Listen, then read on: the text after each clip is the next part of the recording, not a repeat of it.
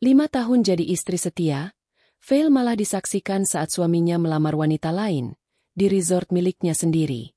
Tapi ketika ia balas menyerang, rahasia lama sang pelakor malah membuka luka baru. Haruskah Fail teruskan dendam atau menyembuhkan dirinya sendiri? Langit sore itu terlihat kelabu. Seakan tahu bahwa hati Fail Maheswari sedang sesak oleh sesuatu yang tak bisa dijelaskan dengan kata. Hujan belum turun, tapi awan gelap sudah menggantung berat di langit. Sama seperti beban di dalam dada yang ia pendam selama ini. 5 tahun bukan waktu yang sebentar untuk bertahan dalam pernikahan yang perlahan kehilangan ruhnya. Fail masih ingat hari ketika Damian menyematkan cincin di jari manisnya, dengan mata yang kala itu terlihat begitu tulus dan penuh harapan. Mereka mengucap janji dalam suasana yang penuh cinta, di antara sahabat dan keluarga yang menyaksikan. Tapi waktu, seperti biasa, tak pernah bisa dijinakan. Ia menggerogoti apapun, termasuk cinta yang pernah terlihat tak tergoyahkan. Damian, lelaki yang dulu memandangnya dengan kekaguman, kini bahkan nyaris tak melihat wajahnya saat berbicara. Ia lebih sibuk dengan laptop, rapat daring, atau telepon yang datang hampir setiap malam. Fail sudah terbiasa makan malam sendirian di meja makan panjang yang dingin. Sudah biasa juga tidur lebih dulu dan bangun lebih pagi, tanpa pelukan atau ucapan sederhana seperti, "Selamat tidur," atau, "Selamat pagi." Namun bukan kesendirian itu yang paling menyakitkan. Yang benar-benar merobek hatinya adalah saat Damian berhenti peduli. Ia tak lagi menanyakan kabar Fail, tak pernah memperhatikan apakah istrinya sedang sakit, sedih, atau hanya butuh didengar. Perhatian yang dulu hangat, kini menjadi dingin seperti salju yang tak sempat mencair. Fail bukan tak pernah mencoba bicara. Ia pernah duduk berdua di ruang tamu, memulai obrolan tentang rumah tangga mereka yang terasa asing. Tapi setiap kalimat yang keluar dari mulutnya selalu ditanggapi dengan, "Aku sibuk," atau, "Kamu terlalu sensitif." Lama-lama, Fail belajar diam. Ia tahu, berbicara pun percuma jika hanya dianggap angin lalu. Namun malam itu, ada sesuatu yang membuat jantungnya berdetak lebih cepat dari biasanya. Damian pulang lebih larut, dengan aroma parfum asing yang menyengat. Fail yang sedang membaca buku di ruang tamu langsung mengangkat kepalanya. "Damian?" panggilnya pelan. Damian menoleh sebentar, mengangguk kecil, lalu langsung menuju kamar mandi tanpa sepatah kata. Fail menggigit bibirnya. Ia tahu, ada yang tidak beres. Bukan hanya firasat, tapi juga tanda-tanda yang terlalu jelas untuk diabaikan. Sudah beberapa pekan terakhir ini Damian sering pulang larut malam. Dan setiap kali ia pulang, ada aroma tubuh perempuan lain yang menempel di bajunya. Fail sudah mencium wewangian yang sama 3 kali berturut-turut. Bukan aroma sabun hotel, bukan parfum kantor. Tapi aroma yang terlalu feminim, terlalu mencolok untuk sekadar pertemuan profesional. Malam itu, setelah Damian tertidur, Fail nekat membuka ponselnya. Entah bagaimana, ia berhasil memecahkan pola kunci layar. Tangannya bergetar saat membuka pesan masuk. Dan di sana, ia menemukan bukti yang menghempaskan semua harapan yang tersisa. "Sayang, aku rindu kamu. Aku suka kalau kamu peluk aku dari belakang kayak tadi. Kapan kita bisa jalan-jalan berdua lagi?" Fail menahan napas. Pesan-pesan itu datang dari satu nama. Karin. Nama yang tak dikenalnya. Tapi kini terukir dalam hatinya sebagai duri pertama yang menancap begitu dalam. Ia menatap Damian yang tidur di sebelahnya. Lelaki yang dulu begitu ia cintai, begitu ia percaya. Ia ingin marah, ingin membangunkannya dan bertanya kenapa. Tapi bibirnya terkunci. Lidahnya keluh. Dadanya sesak. Ia memilih diam, menatap layar ponsel itu sampai matanya basah oleh air mata yang jatuh tanpa suara. Pagi harinya, Damian bangun lebih dulu dan langsung berangkat tanpa sarapan. Fail hanya bisa berdiri di balik tirai, menyaksikan mobil suaminya melaju tanpa melihat ke belakang. Dan saat itu, Fail tahu cinta saja tak cukup untuk mempertahankan rumah yang retak. Hari-hari berikutnya berjalan seperti biasa, namun Fail tidak lagi sama. Ia mulai memerhatikan lebih saksama. Ia mencium baju kerja Damian, mencatat jadwalnya, menyimpan bukti-bukti pesan, bahkan merekam suara-suara yang mencurigakan saat Damian berbicara di telepon. Tapi di balik semua itu, hati kecilnya masih berharap bahwa ini semua hanya salah paham. Bahwa mungkin Damian hanya sedang stres. Bahwa mungkin Karin hanyalah rekan kerja yang terlalu dekat. Namun harapan itu hancur berkeping saat Phil melihat foto baru yang dikirim Karin ke ponsel Damian. Foto yang tak menyisakan ruang untuk pembelaan. Foto itu menampilkan Damian dan Karin duduk berdua di sebuah restoran romantis, dengan tangan mereka saling bertautan di atas meja. Phil ingin berteriak, ingin membakar ponsel itu dan pergi sejauh-jauhnya. Tapi ia menahan diri. Ia bukan tipe wanita yang meledak tanpa rencana. Ia bukan wanita yang akan merendahkan dirinya di depan pengkhianat. Jika ada yang akan hancur, itu bukan dia. Malam itu, untuk pertama kalinya setelah sekian lama, Phil keluar dari rumah dengan langkah yang mantap. Ia pergi ke tempat yang sudah lama tidak ia kunjungi, kantor pengacara keluarga yang pernah menangani warisan mendiang ayahnya. Ia membuka berkas-berkas lama, menghidupkan kembali identitas yang sudah lama ia kubur sebagai Phil Maheswari, pewaris tunggal salah satu resort mewah di pinggiran kota. Semua kekuatan itu masih ada. Hanya saja, selama ini ia terlalu sibuk menjadi istri yang baik. Terlalu sibuk mencintai seseorang yang bahkan tak tahu cara menjaga hati. Tapi kini, Phil tidak akan diam lagi.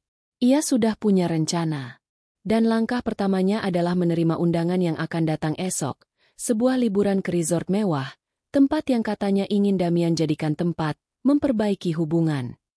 Phil hanya tersenyum lirih saat melihat nama resort yang tercantum dalam email itu. Ia tahu betul tempat itu, karena itu miliknya. Dan perjalanan ini, pikir Phil dalam hati, bukan untuk memperbaiki apapun.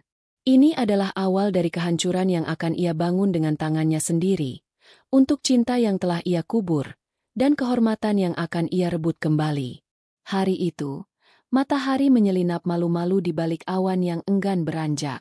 Cuaca terasa gerah meski langit tampak kelabu. Di dalam rumah yang sepi, Phil duduk di meja makan dengan segelas teh yang telah dingin sejak pagi. Jemarinya menggenggam cangkir itu, bukan karena haus, melainkan karena ia butuh sesuatu untuk digenggam, agar hatinya tak benar-benar jatuh berantakan. Damian belum pulang sejak pagi kemarin. Ia bilang ada pertemuan penting di luar kota. Phil tidak bertanya banyak, karena kini, ia tahu, jawaban suaminya tak bisa lagi dipercaya. Ia juga tidak menghubunginya. Bukan karena sudah tidak peduli, tapi karena terlalu peduli hingga takut mendengar jawaban yang menyakitkan. Phil bangkit dari kursi dan melangkah ke kamar tidur. Di sana, koper Damian terbuka sebagian di atas ranjang. Pakaian yang dilipat asal, dasi yang tergulung tak rapi, dan sebotol parfum mahal yang baunya kini terasa memuakkan baginya. Di antara tumpukan baju, matanya menangkap sesuatu yang tidak biasa. Kemeja putih dengan noda samar warna merah muda di kerahnya. Phil mengambil kemeja itu perlahan. Jemarinya gemetar saat menelusuri bekas noda itu. Ia tahu, itu bukan bekas lipstik miliknya. Ia tak pernah pakai warna secerah itu. Apalagi mencium Damian sebelum berangkat. Sudah lama mereka tidak bersentuhan. Apalagi berciuman. Perih. Tapi Phil tak menangis. Air matanya sudah terlalu sering tumpah. Dan kini hanya menyisakan kehampaan. Ia meletakkan kemeja itu di atas ranjang, lalu membuka laci meja Damian. Ponsel cadangan Damian ada di sana, ponsel lama yang katanya sudah tak terpakai. Tapi Phil tahu betul, tidak ada orang yang menyimpan benda rusak dengan daya baterai yang masih penuh. Ia menyalakan ponsel itu. Layar menyala. Tidak ada kata sandi. Phil membuka galeri foto terlebih dahulu.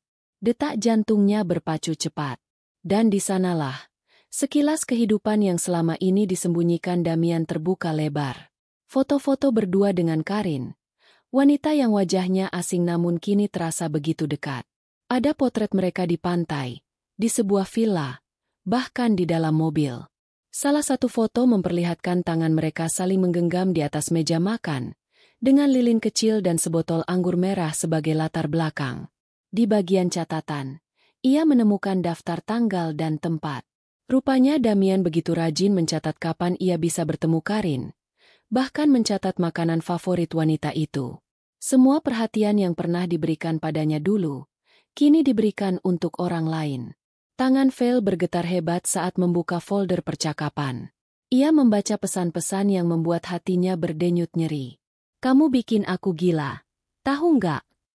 Aku nggak nyangka bisa secepat ini jatuh cinta lagi. Vel nggak tahu apa-apa. Aku janji. Kamu beda.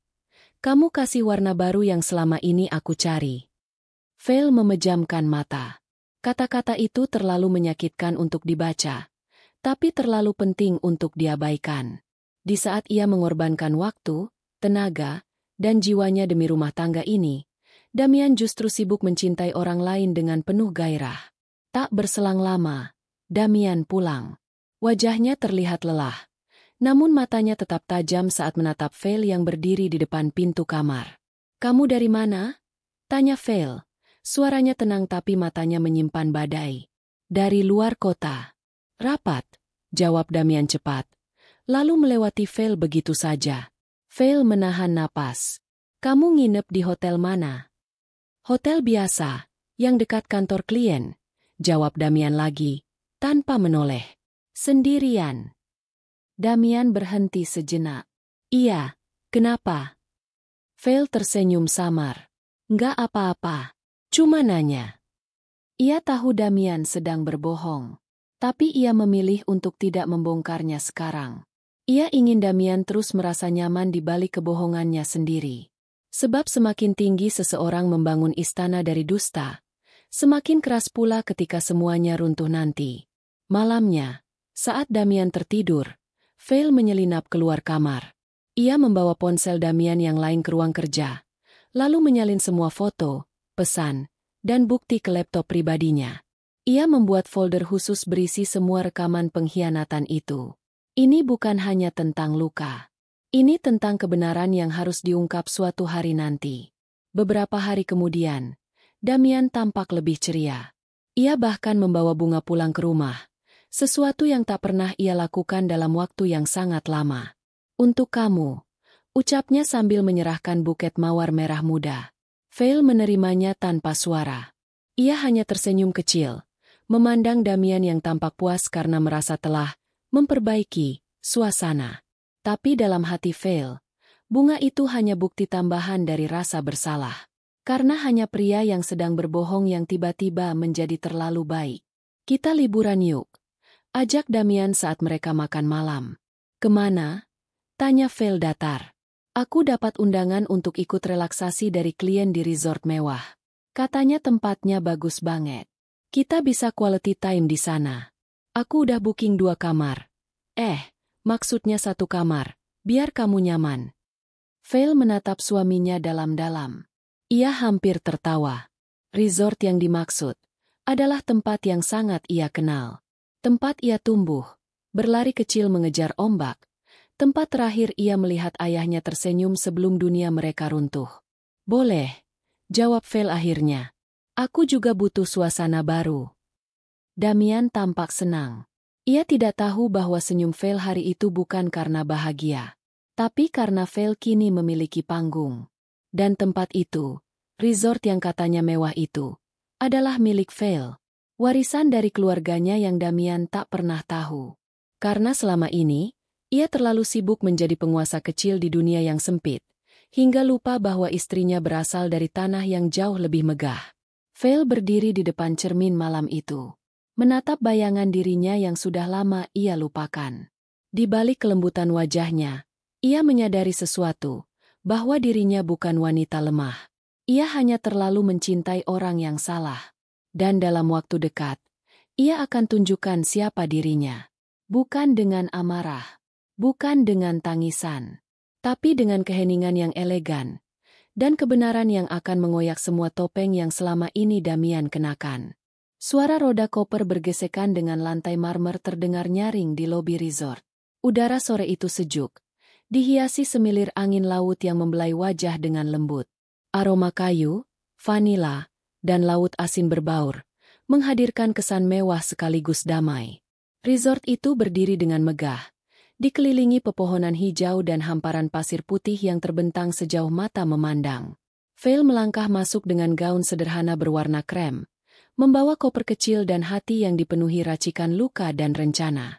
Damian berada beberapa langkah di depannya, tampak sibuk menjawab telepon sambil tertawa kecil.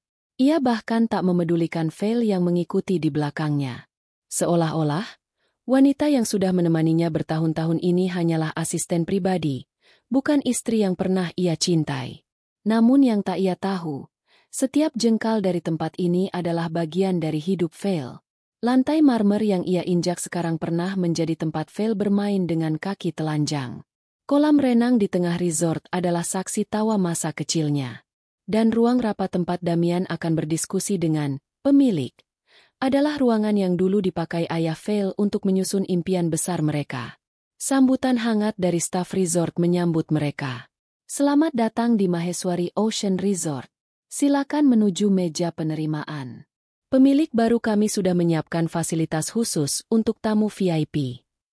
Damian mengangguk sambil tersenyum, tidak sadar bahwa pemilik baru yang dimaksud adalah perempuan yang berdiri diam di belakangnya. Vale menunduk sedikit, menyembunyikan senyumnya yang mengembang tipis. Ia telah mengatur semuanya jauh-jauh hari, menginstruksikan tim manajemen untuk tidak membuka identitasnya secara langsung. Ia ingin melihat dengan mata kepala sendiri bagaimana Damian berani melamar selingkuhannya di tanah yang diwariskan oleh darah dan air mata keluarganya. Setelah mendapat kunci kamar, mereka berjalan ke villa pribadi yang telah disiapkan. Damian tampak sangat antusias, bahkan mengajak Vale untuk ikut makan malam bersama malam ini. Kita makan bareng, ya? Ada acara khusus, katanya. Mungkin buat networking juga. Kamu ikut aja, kan? Vale menatap Damian sebentar, lalu mengangguk. Tentu. Ia tidak akan melewatkan acara itu, karena di sanalah segalanya akan dimulai. Malam turun dengan cepat, membawa serta cahaya lampu temaram yang menyinari setiap sudut resort. Tamu-tamu undangan berdatangan mengenakan pakaian terbaik mereka. Musik akustik mengalun lembut dari panggung utama, menciptakan suasana santai namun elegan. Vale berdiri di balkon kamarnya, memandangi kerumunan dari kejauhan. Angin malam menyibakkan helai rambutnya yang tergerai. Tapi ia tak peduli. Matanya tertuju pada satu sosok, Damian, yang mengenakan jas biru gelap dan berdiri di tengah ruangan bersama seorang wanita. Karin. Untuk sesaat, waktu seolah berhenti. Karin mengenakan gaun hitam panjang dengan belahan tinggi di paha, senyum mempesona, dan mata yang berkilat. Ia terlihat percaya diri, cantik, dan tak tahu malu. Perempuan itu tertawa lepas di samping Damian, seakan tak menyadari bahwa wanita yang hidup suaminya adalah perempuan yang mereka singkirkan tanpa perasaan. Vale menggenggam pagar balkon dengan kuat. Bukan karena cemburu, tapi karena marah. Sangat marah. Namun kemarahannya tidak terlihat di wajah. Yang tampak hanyalah ketenangan yang menakutkan. Ketika seseorang sudah tak lagi menangis, saat itulah ia benar-benar siap menghancurkan. Tak lama kemudian, suara dari pengeras menyampaikan bahwa malam itu akan ada kejutan manis dari tamu istimewa. Semua tamu diminta berkumpul di taman utama resort. Vale turun dari kamarnya, berjalan pelan, bergabung dalam kerumunan yang menanti dengan antusias. Cahaya lampu berfokus ke satu titik. Damian berdiri di sana, bersama Karin. Vale menahan napas. Tangannya gemetar. Tapi ia tetap tenang. Damian mengambil mikrofon. Terima kasih untuk sambutannya malam ini. Saya tidak menyangka akan mendapat kehormatan seperti ini di tempat yang begitu indah. Resort ini luar biasa. Saya rasa salah satu tempat paling romantis yang pernah saya kunjungi. Orang-orang bersorak, tertawa pelan. Musik lembut masih mengalun di latar. Damian menoleh pada Karin, lalu berlutut. Satu lutut di atas tanah yang dulu pernah diinjak ayah Vale dengan penuh harap dan kerja keras. Karin, ucap Damian dengan suara mantap. Aku tahu ini cepat, dan mungkin terlalu berani. Tapi sejak aku bersamamu, aku merasa hidup kembali. Aku ingin kamu menjadi bagian dari hidupku. Menikahlah denganku. Sorak-sorai membahana. Tamu-tamu bertepuk tangan. Ada yang berteriak bahagia. Ada yang bersiul riuh. Dan di antara kerumunan itu, hanya satu yang diam membatu. Phil. Dadanya sesak bukan karena kehilangan Damian. Itu sudah lama berlalu. Yang membuat dadanya sakit adalah kenyataan bahwa pengkhianatan ini dilakukan di atas tanah warisan keluarganya, di hadapan orang-orang yang memujanya tanpa tahu siapa dirinya sebenarnya. Karin tampak terkejut, tapi senyumnya merekah cepat. Ia mengangguk. Lalu Damian memeluknya di tengah tepuk tangan dan lampu sorot.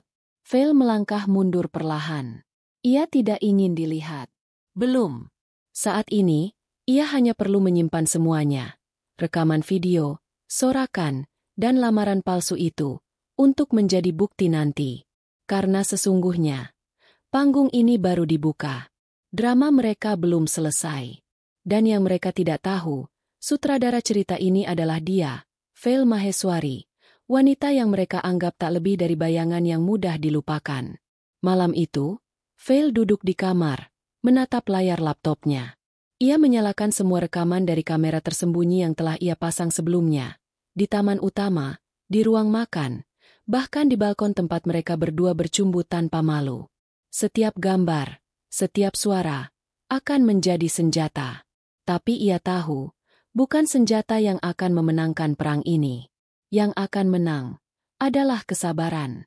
Phil membuka lemari kayu tua di sudut kamar. Di dalamnya, tersimpan berkas-berkas warisan ayahnya. Nama Phil Maheswari tercetak di atas sertifikat utama. Tanda tangan ayahnya di bawahnya. Seperti restu yang diam-diam masih menyertainya dari balik dunia. "Ayah, aku pulang," bisiknya lirih. Matanya basah tapi tak menangis. "Dan aku janji, aku akan rebut semuanya. Bukan hanya nama keluarga ini, tapi juga kehormatanku yang mereka injak tanpa tahu siapa aku sebenarnya." Lalu ia menutup map itu dengan pelan. Senyumnya tipis, tapi tajam seperti pisau yang baru diasah. Malam ini, Damian telah menandatangani surat kehancurannya sendiri, di atas tanah milik Phil. Pagi menyapa resort dengan tenang. Mentari menyelinap dari balik jendela villa, menyinari tirai tipis yang bergoyang pelan tertiup angin laut. Suara ombak yang menghantam karang dan cicit burung camar saling bersahut, menciptakan harmoni yang menenangkan, setidaknya untuk siapapun yang tidak sedang menyembunyikan luka dalam dadanya. Phil duduk di tepi ranjang, rambutnya tergerai, matanya kosong menatap telapak tangan sendiri.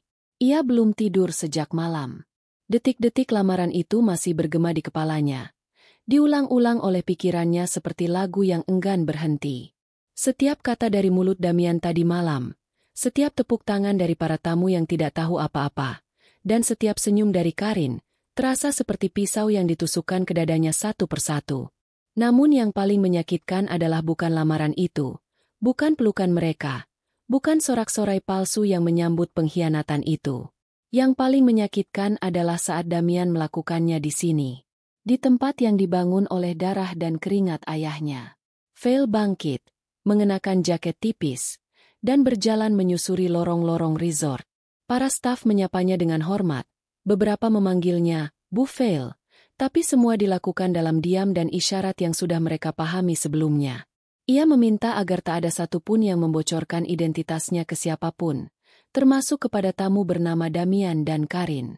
Langkahnya membawanya ke sebuah bangunan tua di sisi timur resort, kantor lama ayahnya.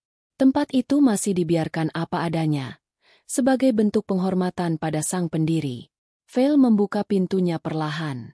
Bau kayu tua dan buku-buku lama langsung menyeruak. Ia menyentuh meja kerja ayahnya yang sudah berdebu, lalu duduk di kursi yang sama seperti dulu. Di atas meja, masih ada bingkai foto mereka. Ia dan sang ayah, duduk berdampingan dengan senyum lebar di tengah taman resort. Di belakang mereka, laut terlihat biru sempurna.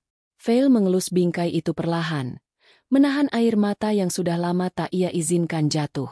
"Ayah, andai ayah tahu, laki-laki yang dulu ayah lihat penuh potensi itu sekarang melamar perempuan lain, di tempat ini," ucapnya lirih. Ia membuka laci bawah dan menemukan map tua berisi peta lama resort, data keuangan, dan catatan-catatan rencana perluasan wilayah yang dulu belum sempat terrealisasi. Di balik tumpukan berkas, terselip sebuah buku harian kecil yang dulu milik ayahnya. Phil membuka halaman pertama. Tulisannya masih sama, tegas dan hangat. Untuk Fail, jika suatu hari kamu merasa kehilangan arah, kembalilah ke tempat ini. Karena disinilah darah kita ditanam. Dan dari tanah ini, kamu akan menemukan kekuatanmu kembali. Fail menggigit bibirnya. Matanya basah. Ia menutup buku itu dan memeluknya erat-erat. Kata-kata ayahnya bukan hanya pesan. Itu adalah pelita dalam gelap yang selama ini nyaris ia lupakan.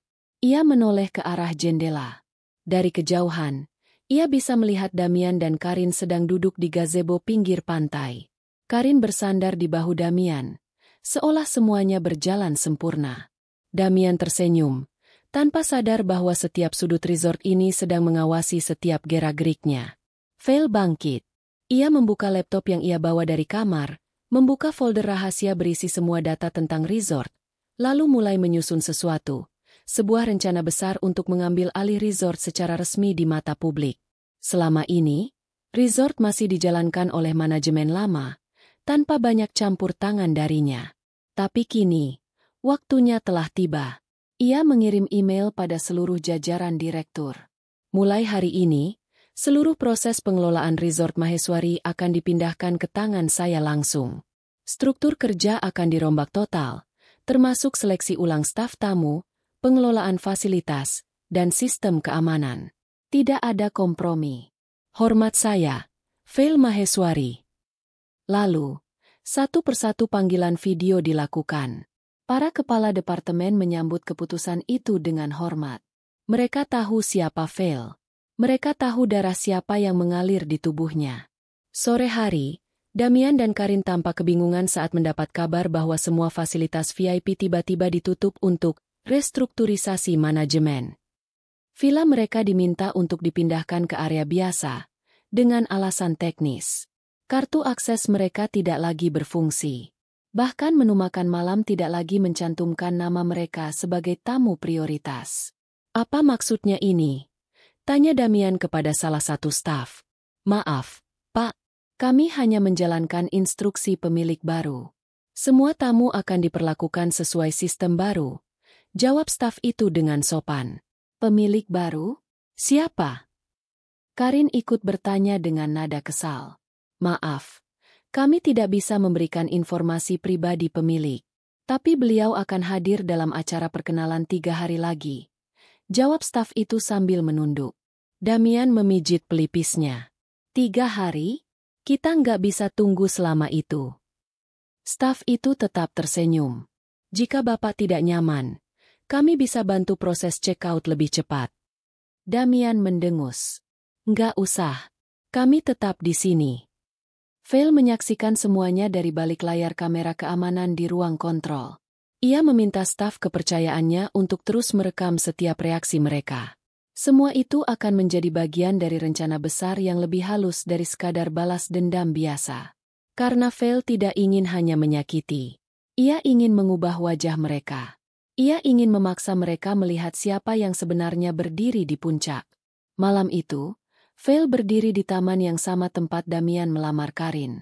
Tapi kini, tempat itu kosong. Tak ada sorak-sorai, tak ada musik, hanya suara angin dan laut yang menemani. Di bawah cahaya bulan, ia menanam sesuatu kecil di tanah taman, sebatang papan kayu kecil bertuliskan. Dari pengkhianatan, aku tumbuh. Fem. Ia menatap tulisan itu lama. Dadanya sesak. Tapi kali ini bukan karena sakit, tapi karena tekad. Ia tahu, luka ini tidak akan sembuh dalam semalam.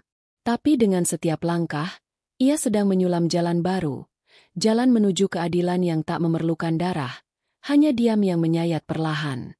Dan dalam diam itu, Fail Maheswari berjalan kembali ke villa, membawa serta kehormatan yang dulu sempat hilang, dan sebentar lagi akan ia rebut kembali, sepenuhnya.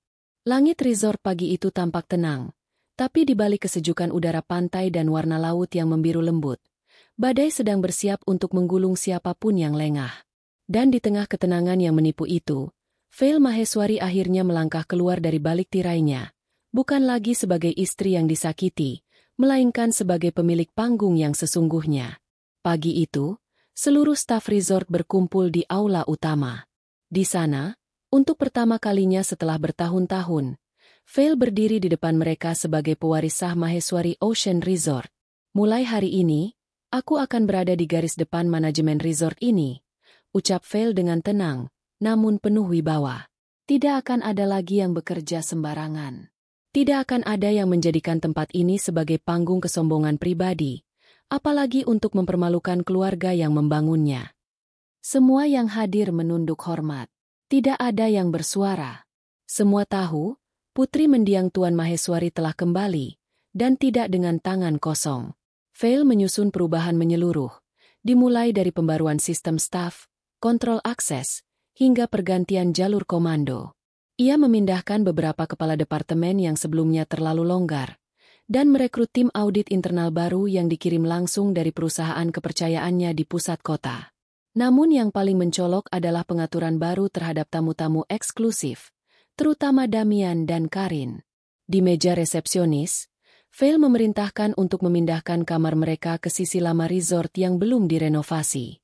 Ia tahu, tempat itu panas di siang hari, banyak nyamuk di malam hari, dan suara mesin generator selalu mengganggu tidur siapapun. Namun yang paling penting, tidak ada akses internet di sana. Kami mohon maaf, Pak Damian, Bu Karin, kata staf dengan nada sopan tapi tegas. Kamar sebelumnya akan digunakan oleh pemilik resort untuk evaluasi fasilitas pribadi. Jadi untuk sementara, Bapak dan Ibu akan kami tempatkan di kamar yang lebih tenang. Damian mulai kehilangan kesabaran. Apa-apaan ini? Kita tamu VIP. Apa tidak bisa kalian koordinasi sedikit lebih profesional? Kami sudah menjalankan sesuai instruksi, ujar staf itu sambil menyerahkan kunci baru. Mana manajernya? Saya mau bicara. Beliau sedang rapat dengan pemilik resort. Tapi mungkin dalam waktu dekat, Bapak akan bertemu langsung dengan beliau. Damian membuang napas keras. Karin berdiri di belakangnya, mencoba menenangkan. Sudahlah, sayang, kita ikuti dulu aja. Nanti juga selesai. Vale, dari lantai atas, mengamati semuanya. Senyum tipis mengembang di wajahnya. Ia belum menunjukkan diri, belum mengungkap siapa dirinya sebenarnya. Ia ingin melihat seberapa jauh Damian bisa bertahan saat kenyamanan yang selama ini ia anggap miliknya sendiri, perlahan dicabut satu persatu. Siang itu, Vale duduk di ruang kontrol, memantau seluruh sudut resort melalui puluhan layar monitor. Ia menyaksikan bagaimana Damian mengeluh tentang AC yang rusak, Karin yang memprotes tentang menu makan siang yang terlalu sederhana, dan bagaimana keduanya mulai saling menyalahkan satu sama lain karena merasa diperlakukan tidak pantas. Dan di tengah semua keluhan itu, Vale menerima sebuah pesan dari asisten pribadinya. Bu Vale, wanita bernama Karin meminta akses untuk bertemu dengan manajer pengelola. Ia tampak ingin tahu siapa pemilik resort yang sebenarnya. Vale menatap layar. Di sana, wajah Karin terlihat jelas, berdiri dengan gelisah di dekat resepsionis. Bilang aku sedang tidak bisa ditemui, jawab Vale singkat. Dan pastikan dia tetap di area tamu biasa. Hari berikutnya, Damian mendapat undangan untuk menghadiri rapat manajemen resort, katanya sebagai perwakilan investor potensial. Damian merasa tersanjung, tanpa menyadari bahwa Vale sengaja membuatnya hadir sebagai umpan. Rapat itu berlangsung di ruang utama, dengan jajaran direksi dan tim pengembangan fasilitas. Damian duduk di sana, berbicara tentang potensi pasar, mengajukan ide, bahkan memamerkan pencapaiannya sebagai pebisnis kecil yang sedang berkembang. Namun Vale tak muncul juga. Hingga akhirnya, seseorang berdiri dan berkata, "Maaf, Bapak. Semua keputusan akan dikaji oleh pemilik utama. Dan, jika tidak ada halangan, beliau akan hadir langsung dalam pertemuan evaluasi 2 hari lagi." Damian mengangguk, walau mulai merasa janggal. Ia mulai bertanya-tanya siapa sebenarnya orang yang ada di balik semua ini. Mengapa begitu rahasia? Mengapa begitu banyak perubahan? Dan mengapa ia merasa seperti dijadikan pion dalam permainan yang tak ia pahami sepenuhnya? Malamnya, Vale memutuskan keluar dari kamarnya, berjalan menyusuri pantai yang mulai sepi. Di kejauhan, ia melihat 2 siluet, Damian dan Karin, duduk di pasir, berdebat. Suara mereka tak terdengar jelas. Tapi gerak tubuh mereka mengisyaratkan keretakan yang mulai menganga. Karin berdiri, menunjuk ke arah Damian sambil berseru keras. Damian membalas dengan wajah tegang, lalu berjalan menjauh meninggalkan wanita itu sendiri di bawah langit malam. Vale menyaksikannya dari balik semak, tanpa suara. Hatinya tak merasa puas, juga tak bahagia. Ia tak lagi merasa dendamnya cukup terbalas hanya dengan melihat pertengkaran mereka. Sebaliknya, ada sesuatu yang mengusik pikirannya. Kenapa Karin terlihat begitu marah? Seolah bukan hanya karena perlakuan buruk dari resort, tapi karena sesuatu yang lebih pribadi. Dan pertanyaan itu menggantung di benaknya sampai keesokan harinya. Hari pengenalan resmi pemilik resort tiba.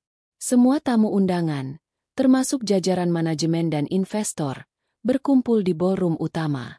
Panggung telah disiapkan. Musik lembut mengalun. Semua menanti siapa sosok di balik resort mewah yang mendadak berubah wajah dalam waktu singkat. Damian duduk di barisan depan, mengenakan jas abu gelap. Wajahnya dibuat setenang mungkin, meski hatinya penuh tanya. Dan kemudian, dari balik tirai sutra yang terbuka perlahan, muncul sosok wanita dalam gaun putih sederhana. Rambut panjangnya digelung anggun. Matanya tegas namun penuh ketenangan. "Selamat pagi. Saya Vale Maheswari," ucapnya. Suaranya jernih dan penuh percaya diri. "Saya pemilik sah resort ini, dan mulai hari ini, saya akan berada di garis depan setiap proses pengelolaan." Semua tamu berdiri dan bertepuk tangan. Damian membeku. Dunia seakan runtuh di hadapannya. Rahangnya mengatup kaku, matanya melebar, menatap sosok wanita yang telah ia abaikan, ia sakiti, dan ia tinggalkan untuk perempuan lain, yang kini berdiri gagah sebagai tuan rumah dari semua kemewahan yang tengah ia injak. Vale memandang langsung ke arah Damian. Tidak dengan dendam, tapi dengan ketegasan yang lahir dari luka. "Tempat ini adalah warisan keluarga saya," lanjutnya. "Dan saya akan pastikan, tidak ada satupun orang yang menyalahgunakannya untuk kepentingan pribadi yang kotor." Semua mata tertuju padanya. Karin menunduk pelan, menyembunyikan wajahnya. Damian tak bisa bergerak. Dan di dalam hati Vale, inilah puncak dari permainannya. Ia telah menunjukkan siapa dirinya. Bukan hanya seorang istri yang dikhianati, tapi wanita yang tahu bagaimana bangkit dan menang tanpa harus berteriak. Keheningan setelah pengakuan Vale terasa menusuk lebih dalam dari ribuan sorak tepuk tangan yang mengiringinya. Ballroom itu sempat sunyi beberapa detik sebelum akhirnya tamu-tamu kembali duduk, mengatur ekspresi agar tetap terlihat tenang. Tapi tak ada yang lebih kaku dari tubuh Damian, yang masih terpaku di kursinya, seperti baru saja diseret kembali ke kenyataan paling pahit. Istrinya, wanita yang selama ini ia abaikan, permalukan, dan tinggalkan, adalah pewaris resort yang kini sedang ia jajaki untuk kepentingan bisnis. Lebih dari itu, Vale adalah pemilik penuh tanah yang kini diinjaknya bersama selingkuhannya. Vale menatap Damian sekali lagi sebelum turun dari panggung. Tanpa senyum, tanpa salam, tanpa sedikit pun menunjukkan bahwa hatinya sempat mencintai lelaki itu selama bertahun-tahun. Namun ketika Vale melewati lorong belakang panggung, langkahnya dihentikan oleh suara yang nyaris membuat lututnya goyah. "Vale!" Suara itu tidak milik Damian.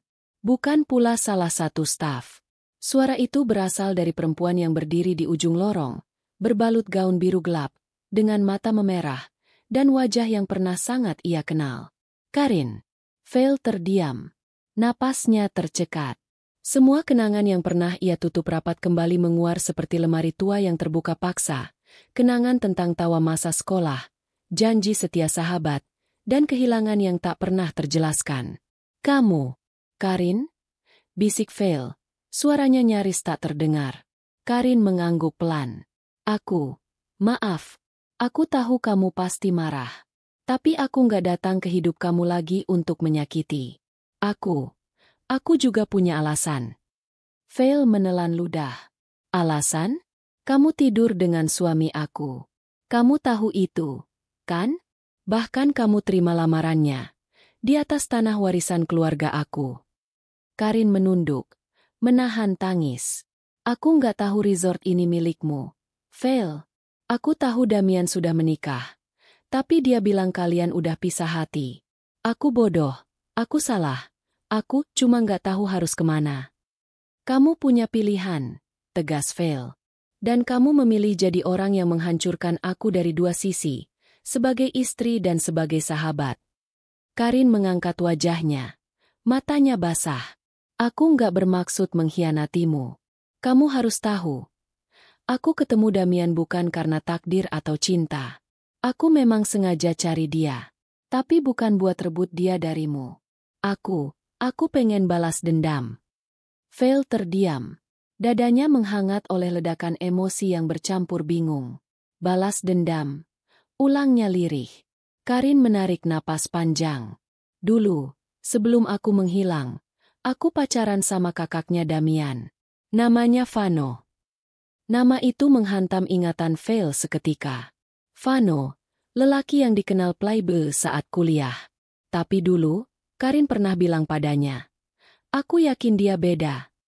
Saat itu, Fail hanya mengangguk, tak ingin merusak keyakinan sahabatnya. Kami jalan bareng bertahun-tahun, lanjut Karin. Sampai akhirnya aku tahu kalau selama pacaran denganku, dia tidur dengan banyak perempuan lain. Termasuk sahabatku sendiri. Termasuk. Suaranya tercekat. Ibunya Damian tahu semuanya. Tapi dia tutupi. Bahkan menyuruhku diam karena katanya, perempuan yang terlalu ribut soal kesetiaan itu lemah. Fail tertegun. Aku putus, depresi, hilang arah, ujar Karin, matanya sayu. Lalu aku tahu Vano meninggal karena kecelakaan. Dan aku gak pernah pulih sejak itu. Sampai aku tahu, Damian adiknya. Dan ibunya masih orang yang sama, angkuh, penuh kebanggaan palsu. Fail terdiam. Ada luka baru yang pelan-pelan terbuka, bukan karena rasa iba, tapi karena kebenaran yang tak terduga. Di matanya, Karin tetap bersalah. Tapi di satu sisi, ia juga korban. Jadi kamu dekati Damian, untuk balas dendam ke keluarganya? Tanya Fail, nyaris tak percaya. Karin mengangguk. Awalnya, iya. Tapi lama-lama aku bingung sendiri. Aku nggak tahu harus berhenti di mana. Dan saat aku sadar, aku malah makin jauh masuk ke dalam kebohongan ini. Fail berjalan pelan, mendekat. Suaranya berat namun tenang. Kamu bisa cerita dari dulu. Kamu tahu siapa aku, Karin. Tapi kamu tetap pilih jalan yang paling menyakitkan. Aku takut kamu nggak percaya, kata Karin, nyaris berbisik. Dan waktu aku tahu kamu istrinya Damian, semua ini udah telanjur berantakan. Fail menutup mata. Napasnya memburu. Ia benci merasa lemah di depan Karin. Tapi lebih dari itu, ia benci karena hatinya masih memiliki sisa-sisa memori akan sahabat yang dulu pernah ia percaya sepenuh jiwa. Aku nggak akan minta maaf untuk rasa sakit yang kamu bawa ke hidupku, Rin. Ucap Fail akhirnya. Tapi aku bisa mempertimbangkan apa yang kamu bilang. Karena kalau kamu beneran jujur, artinya kita berdua sama-sama korban. Tapi kalau ini bagian dari manipulasi lain, aku nggak akan diam lagi. Karin mengangguk cepat. Aku nggak bohong, Fail. Aku siap buktiin semuanya. Fail tak menjawab. Ia melangkah menjauh, meninggalkan Karin yang berdiri membatu di lorong yang kini terasa dingin meski cahaya matahari menembus kaca dengan sempurna. Malam harinya, Fail duduk di kamar pribadinya. Ia membuka kembali berkas-berkas resort yang sempat tertinggal. Tapi pikirannya melayang ke pertemuan tadi siang. Kini, rencananya terganggu. Balas dendam yang selama ini ia susun rapi tiba-tiba tak lagi terlihat jelas arahnya. Ada simpati, ada kemarahan, ada ragu. Dan yang paling ia benci adalah munculnya perasaan seolah ia harus memaafkan. Apakah ia mampu? Apakah semua luka itu cukup disembuhkan hanya dengan pengakuan? Di saat pikirannya melayang, ponselnya berdering. Nomor asing. Ia angkat. Suara yang muncul membuat jantungnya membeku. Fail. Ini. Aku. Ibu Damian. Fail terdiam. Urat-urat di lehernya menegang. Aku dengar kamu yang punya resort ini. Bisa kita bicara? Empat mata.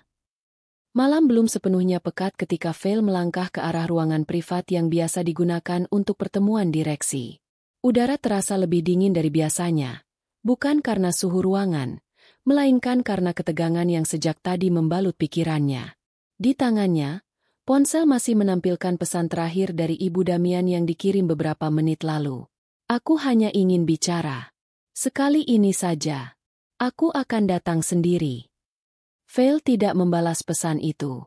Ia juga tidak meminta pendamping keamanan. Jika ini adalah jebakan, maka ia siap hadapi sendiri. Tapi jika ini sungguh pertemuan yang jujur, maka ia ingin menatap langsung mata wanita yang dulu pernah menilainya tak pantas menjadi bagian dari keluarga mereka. Pintu kayu tua terbuka perlahan. Di dalam, lampu remang menyala di sudut ruangan. Di sana, duduk seorang perempuan berbalut kebaya warna gading, rambut disanggul rapi, dan leher yang dihiasi kalung mutiara klasik. Wajahnya masih cantik, tapi keriput di sudut matanya menunjukkan bahwa waktu telah banyak bicara padanya. Ibu Damian, ucap Vale tanpa basa-basi. Wanita itu berdiri perlahan. Vale. Mereka saling menatap. Tidak ada pelukan, tidak ada senyuman, hanya sorot mata tajam dari dua perempuan yang tahu bahwa malam ini bukan tentang nostalgia, tapi pertarungan batin yang selama ini tertunda. Aku tidak akan bertele-tele, kata Ibu Damian. Aku tahu kamu kecewa, marah, mungkin juga ingin membalas. Tapi aku mohon, dengarkan aku dulu. Vale menyandarkan punggung pada kursi. Ia menautkan jemari di pangkuannya. Saya dengar. Wanita itu menarik napas panjang. Aku tahu Damian bersalah, dan aku tidak akan membela dia. Tapi aku mau kamu tahu, keluarga kami juga tidak pernah utuh seperti yang orang-orang lihat dari luar. Vale menahan tanya dalam dada. Ia membiarkan wanita itu bicara. Damian tumbuh dalam bayang-bayang kakaknya. Vano selalu jadi anak emas. Tampan, cerdas, karismatik, disukai banyak perempuan. Ayahnya pun lebih sering memuji Vano, jarang melihat Damian. Nada suara Ibu Damian mulai melembut. Dan ketika Vano meninggal dalam kecelakaan, itu menghantam seluruh keluarga kami. Tapi yang paling keras terpukul adalah Damian. Karena malam sebelum kecelakaan itu, mereka bertengkar hebat. Vale mengerutkan kening. Tengkar karena apa? Karin. Dada Vale langsung menegang. Damian tahu kalau kakaknya menyakiti Karin. Ia tahu Vano selingkuh, tapi tidak bisa menghentikannya. Ia marah karena merasa Karin tidak pantas disakiti seperti itu. Tapi Vano, anakku yang satu itu terlalu keras kepala. Ia malah menuduh Damian jatuh cinta pada Karin dan ingin merebutnya. Dan itu benar? Tanya Vale lirih. Ibu Damian mengangguk pelan. Entah. Tapi sejak Vano meninggal, Damian berubah. Ia jadi pendiam, gampang emosi, dan hidup dalam rasa bersalah. Saat akhirnya ia bertemu Karin lagi bertahun-tahun kemudian, mungkin ia melihat itu sebagai kesempatan untuk menebus sesuatu yang dulu tidak sempat ia selamatkan. Vale menarik napas berat. Semua informasi itu seperti mengguncang dasar keyakinannya. Ia ingin marah, tapi di balik amarah itu, ada simpati yang mulai muncul. Namun ia tahu, simpati tidak cukup untuk menghapus luka. Kenapa baru sekarang bicara? Tanya Vale datar. Kenapa waktu saya masih jadi istri sah Damian, ibu bersikap seolah saya bukan siapa-siapa? Ibu Damian menunduk. Karena aku egois. Karena aku takut kehilangan sisa-sisa kejayaan keluarga kami. Aku pikir kamu terlalu lembut, terlalu polos. Aku pikir, kamu tidak cukup kuat menopang anakku yang rumit itu.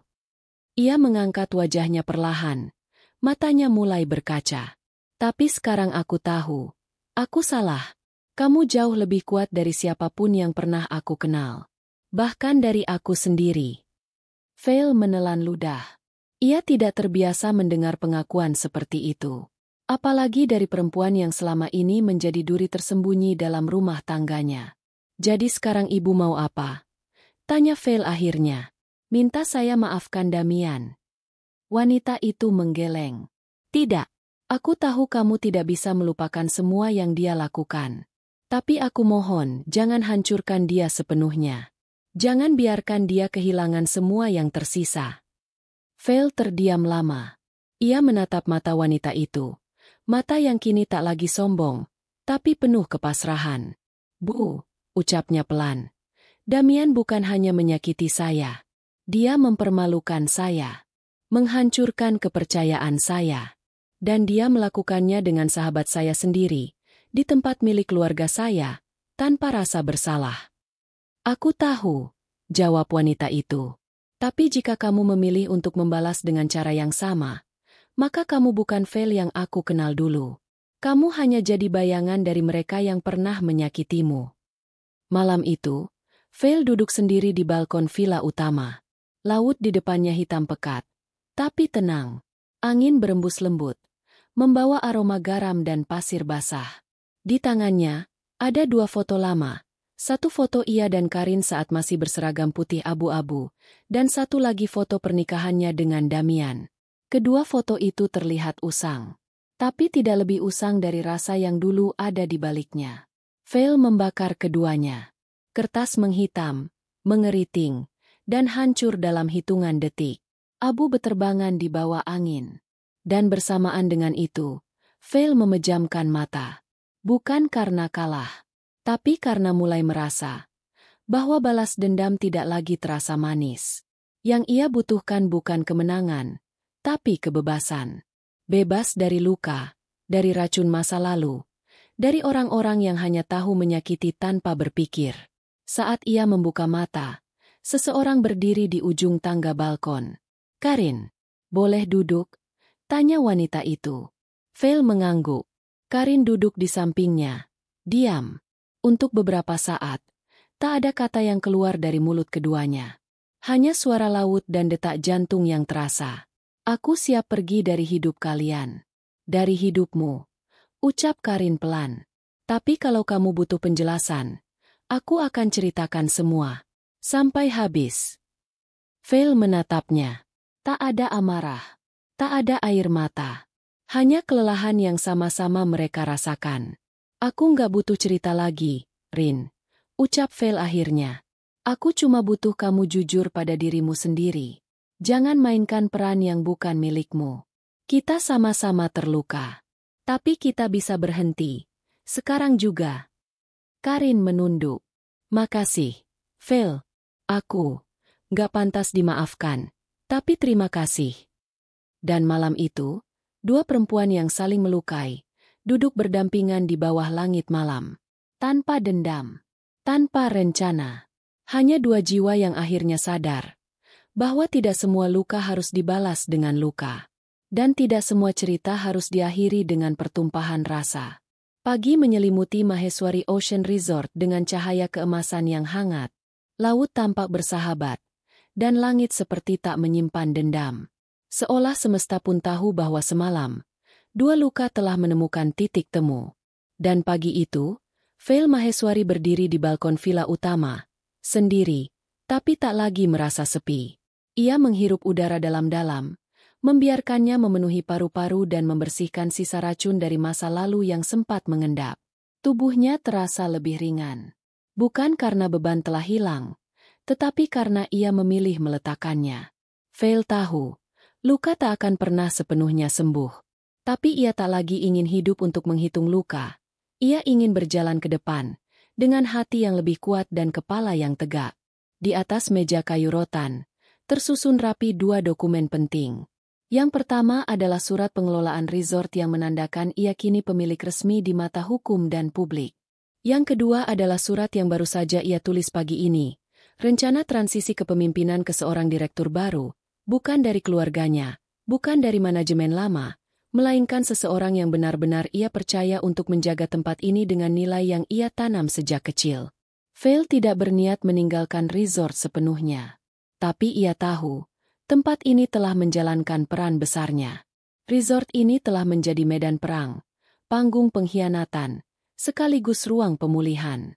Sekarang, saatnya ia melangkah menuju hidup yang bukan ditentukan oleh siapa yang menyakitinya, melainkan oleh apa yang ia pilih sendiri. Tak lama kemudian, seseorang mengetuk pintu. Vale membuka. Damian berdiri di sana, mengenakan kemeja sederhana, rambut sedikit berantakan, dan wajah yang kehilangan cahaya percaya diri yang dulu membuatnya tampak berbahaya. "Boleh bicara sebentar?" tanyanya pelan. Vale tak menjawab, hanya melangkah ke balkon dan memberi isyarat agar Damian mengikutinya. Mereka berdiri bersebelahan, menghadap laut, tapi tak satu pun dari mereka bicara selama beberapa menit. Akhirnya, Damian menarik napas. "Aku nggak tahu harus mulai dari mana," katanya. "Katakan saja," ucap Vale tenang. "Aku bodoh," lanjut Damian. "Aku mengkhianatimu. Aku menyia-nyiakan kamu, bukan karena aku nggak cinta, tapi karena aku terlalu angkuh untuk mengakui bahwa aku takut merasa kecil di sampingmu. Kamu terlalu sempurna, Vale. Terlalu tenang, terlalu kuat, dan aku hanya laki-laki yang terlalu pengecut untuk menghadapi itu." Vale menatap laut, tak menjawab. Damian menunduk. "Waktu aku tahu resort ini milikmu, aku nggak kaget karena harta. Aku kaget karena ternyata kamu selama ini menyimpan kekuatan yang bahkan nggak aku lihat. Dan aku sadar, aku kehilangan sesuatu yang nggak bisa aku dapatkan lagi." "Kamu kehilangan dirimu sendiri, Damian," ucap Vale akhirnya. "Bukan aku." Damian terdiam. Kata-kata itu menampar, tapi tidak menyakitkan. Justru terasa menyadarkan. "Aku nggak akan minta kamu kembali," katanya lirih. "Aku tahu aku nggak pantas. Tapi, terima kasih. Karena kamu tidak menghancurkan aku. Padahal kamu bisa." Vale tersenyum tipis. "Menghancurkanmu tidak akan membuatku utuh kembali. Aku tahu itu sekarang." Damian mengangguk, lalu melangkah mundur. Tapi sebelum benar-benar pergi, ia menoleh. "Karin, dia juga minta maaf. Dia pergi pagi ini," katanya. "Dia ingin mulai dari awal." Vale tak menanggapi. Ia hanya menatap laut. Dalam hatinya, ada bagian kecil yang mendoakan Karin, meski masa lalu mereka tak akan kembali utuh. Beberapa hari kemudian, resort mengadakan acara kecil untuk memperkenalkan pemimpin baru, seorang perempuan muda bernama Nadira, lulusan terbaik sekolah bisnis, dengan dedikasi tinggi terhadap keberlanjutan lingkungan dan pariwisata. Vale memilihnya bukan karena rekam jejak semata, tapi karena mata Nadira menyimpan semangat yang dulu dimiliki ayahnya. Semangat untuk merawat, bukan sekadar memiliki. Dalam sambutannya, Vale berdiri di depan semua tamu dan staf.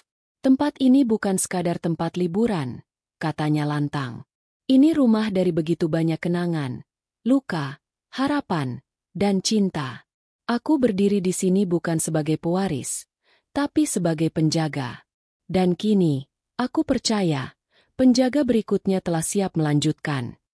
Tepuk tangan menggema. Nadira naik ke panggung dan bersalaman dengan Vale. Lalu semua orang berdiri. Tapi Vale tahu, ini bukan tentang seremoni. Ini tentang menyudahi satu bab, dan membuka bab baru yang lebih jujur dan bersih.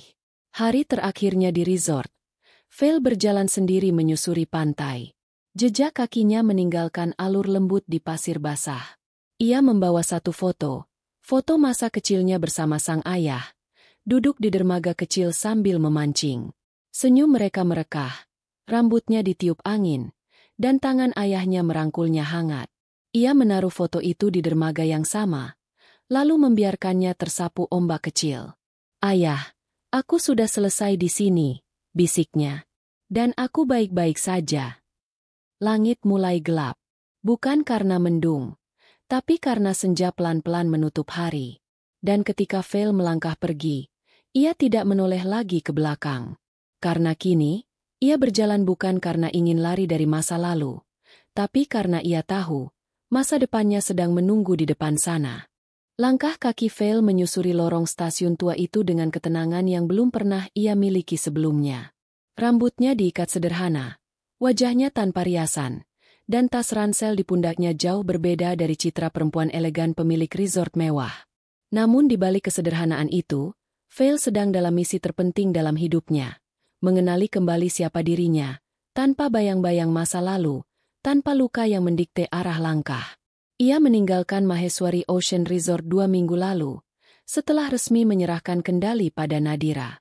Sejak itu, ia memilih diam, tidak mengunggah apapun di media sosial, tidak membuka email bisnis. Ia bahkan mematikan ponsel utama dan hanya membawa satu kartu prabayar untuk hal-hal darurat. Fail menghabiskan waktu berpindah dari satu kota kecil ke kota lainnya, menyusuri jalan setapak, pasar tradisional, perpustakaan tua, hingga perbukitan yang menyimpan kesunyian. Ia membaca buku yang dulu tak pernah sempat disentuh. Ia menulis catatan harian tanpa niat menerbitkan.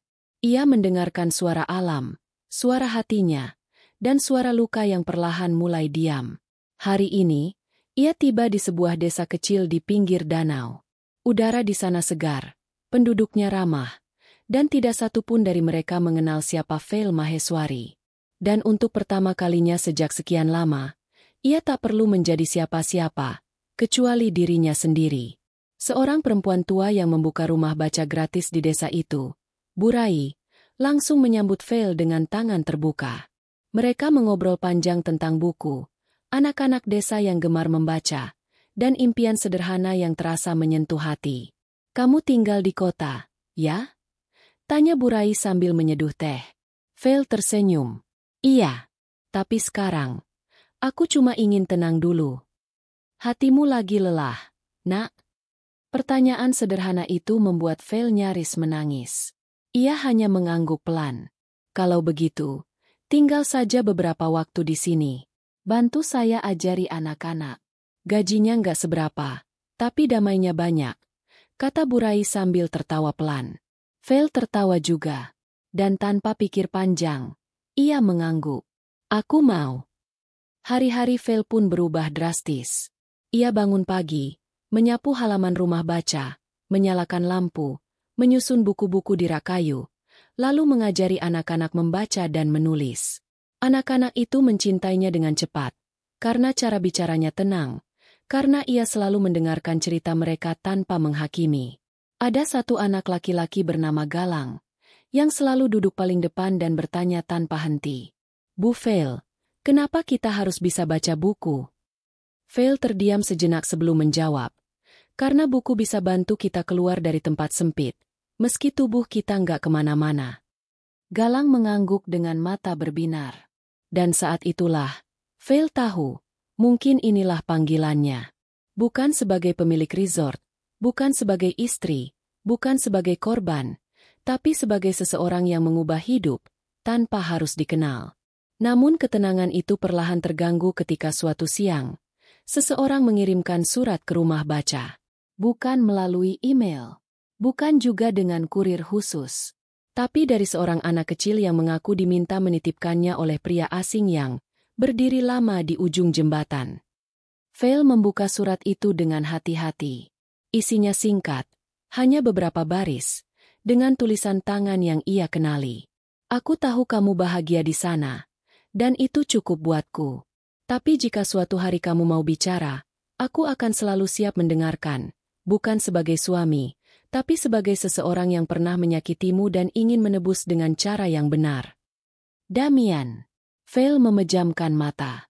Ia menggenggam surat itu erat-erat, lalu menyimpannya dalam buku harian tanpa berniat membalas. Ia tidak benci Damian lagi, tidak juga mencintainya. Ia hanya ingin membiarkan perasaan itu menjadi kenangan yang tidak lagi menuntut jawaban. Malam itu, Fail duduk di bawah pohon mangga besar di halaman rumah baca. Langit dihiasi bintang, dan angin berhembus pelan seperti sedang membelai luka yang sudah lama tidur. Di sampingnya, anak-anak desa tertidur di bangku panjang, habis menonton dongeng bayangan yang ia putar di layar kain putih. Burai duduk di sampingnya sambil menyeruput teh hangat. "Kamu tahu, nak, orang-orang datang ke dunia bukan hanya untuk mencari yang membahagiakan mereka, tapi untuk menyembuhkan apa yang pernah melukai mereka." Fail menatap perempuan tua itu, matanya berkaca. "Dan kamu sudah melakukannya," lanjut Burai. "Kamu menyembuhkan bukan cuma dirimu, tapi anak-anak di sini, dan mungkin juga orang-orang yang pernah kamu tinggalkan." Fail tak berkata apa-apa, tapi hatinya terasa penuh. Penuh dengan kelegaan, dengan makna, dengan rasa cukup. Beberapa hari kemudian, Fail menerima undangan dari Nadira. Bukan undangan rapat atau bisnis, tapi undangan syukuran kecil. Resort Maheswari baru saja memenangkan penghargaan nasional sebagai salah satu resort paling ramah lingkungan. Fail tersenyum. Ia memandangi undangan itu lama, lalu menaruhnya kembali ke meja. Ia tak berniat datang, karena baginya, kemenangannya bukan lagi soal penghargaan, melainkan tentang menemukan dirinya sendiri, jauh dari sorotan, jauh dari hiruk-pikuk, di tempat kecil yang mengajarkannya bahwa luka hanya akan menang jika terus dipelihara. Dan kini, Fail memilih untuk menang dengan cara yang lebih damai. Ia berjalan ke kamar, mengambil buku harian, dan menulis satu kalimat. Aku tidak akan kembali ke masa lalu, karena masa depanku terlalu berharga untuk dilihat dari kaca spion. Mentari menggantung lembut di atas langit desa, memantulkan warna keemasan ke permukaan danau yang tenang. Di tepi rumah baca, anak-anak sedang menggambar di atas kertas besar, membuat lukisan sederhana tentang impian masa depan. Fail memperhatikan mereka dari jauh, duduk di bawah pohon dengan secangkir teh hangat di tangan. Hidupnya kini jauh berbeda. Tidak ada denting notifikasi ponsel. Tidak ada jadwal rapat yang membuat dada sesak. Tidak ada pria yang harus ia puaskan dengan pengorbanan, atau keluarga yang terus menuntut peran. Ia hanya ada, seutuhnya, di sini, dalam bentuknya yang paling sederhana, dan mungkin paling jujur. Namun hari itu, sebuah tamu tak terduga datang ke desa. Bukan dari dunia barunya, tapi dari dunia yang sudah lama ia tinggalkan. Nadira, wanita muda itu turun dari mobil sederhana. Ia tampak gugup, tapi senyumnya tetap ramah. Ia membawa satu map besar dan sebuah undangan eksklusif berwarna gading dengan logo Maheswari Ocean Resort terukir di tengahnya. Mbak Fail, sapa Nadira pelan. Maaf kalau mengganggu. Fail menyambutnya dengan hangat. Mereka duduk bersama di bel bambu, ditemani anak-anak yang masih sibuk bermain. Aku cuma mau sampaikan ini langsung, ujar Nadira sambil menyodorkan map. Resort kita. Maksudku, resort milik Mbak, dapat penghargaan internasional bulan depan. Kategori ekowisata terbaik se-Asia. Fail terdiam sejenak, lalu membuka map itu.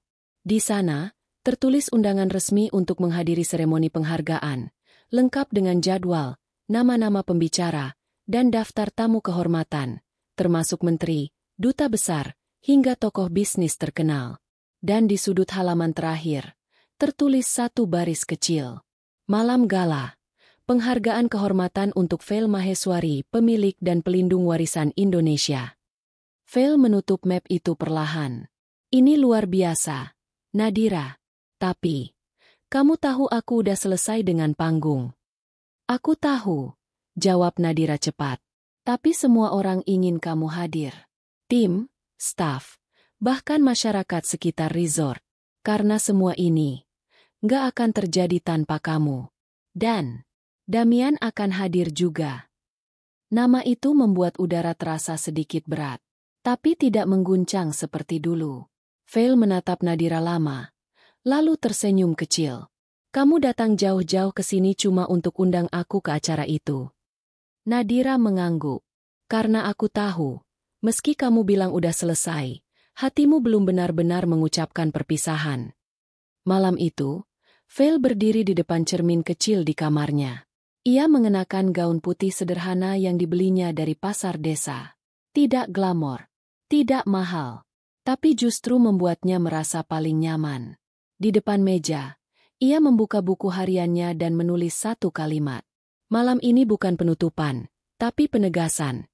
Aku bukan milik masa lalu, aku adalah penguasa penuh atas masa depanku.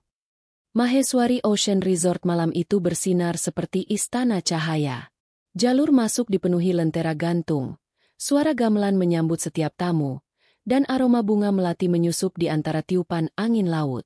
Begitu Fail melangkah ke area utama, semua mata menoleh. Beberapa terbelalak, beberapa langsung berdiri. Nadira yang telah menunggunya menyambut dengan pelukan hangat. Selamat datang kembali, Mbak. Fail hanya tersenyum, menatap sekeliling. Tempat ini masih sama, arsitekturnya, semilir udaranya, bahkan suara ombaknya.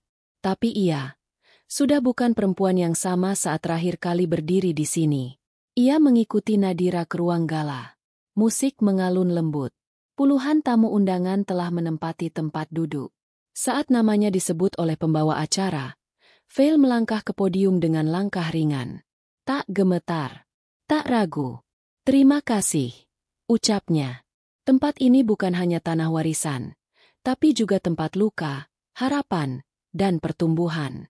Dulu, aku kira aku harus memiliki segalanya agar bisa merasa cukup. Tapi ternyata, aku hanya perlu memahami bahwa melepaskan bukan berarti kalah, tapi memberi ruang pada diri untuk tumbuh. Ruang itu sunyi sejenak, lalu disambut tepuk tangan panjang. Wajah-wajah tersenyum, beberapa menitikan air mata. Damian duduk di baris tengah. Ia berdiri paling akhir. Tatapannya penuh penghargaan. Tidak ada harapan. Tidak ada permintaan. Hanya rasa hormat. Dan itu cukup bagi Veil. Setelah acara selesai, Damian menghampirinya di taman resort. Di sana, di bawah pohon ketapang yang pernah jadi saksi cinta mereka, ia berdiri dengan tubuh lebih kurus, tapi sorot mata yang berbeda. "Aku lihat kamu lebih hidup sekarang," katanya pelan. "Aku memang hidup sekarang," jawab Veil dengan tenang. "Apa? Kamu bahagia?" Veil tersenyum kecil. "Bahagia itu bukan soal bersama siapa, Dam. Tapi soal berdamai dengan apa yang pernah menyakitimu, dan tidak membiarkannya merusak siapa kamu sekarang." Damian mengangguk. "Kalau suatu hari kamu butuh seseorang untuk mendengar, aku akan selalu siap." Veil menatap mata itu sekali lagi. Tapi kali ini, bukan untuk mencari rasa, melainkan untuk menutup pintu yang selama ini setengah terbuka. "Terima kasih. Tapi aku sudah punya tempatku sendiri.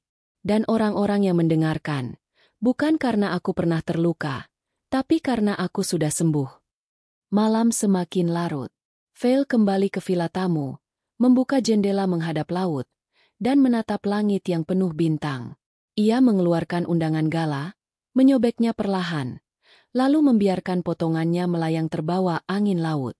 Hari esok menunggu, dengan buku-buku baru untuk dibaca anak-anak. Dengan tanah desa yang siap ia bangun pelan-pelan. Dengan kehidupan yang ia pilih, sepenuhnya atas keinginannya sendiri. Veil Maheswari kini bukan lagi istri yang disakiti. Bukan pewaris yang mencari validasi. Bukan perempuan yang hidup dari luka. Ia adalah dirinya sendiri. Dan itu, jauh lebih dari cukup.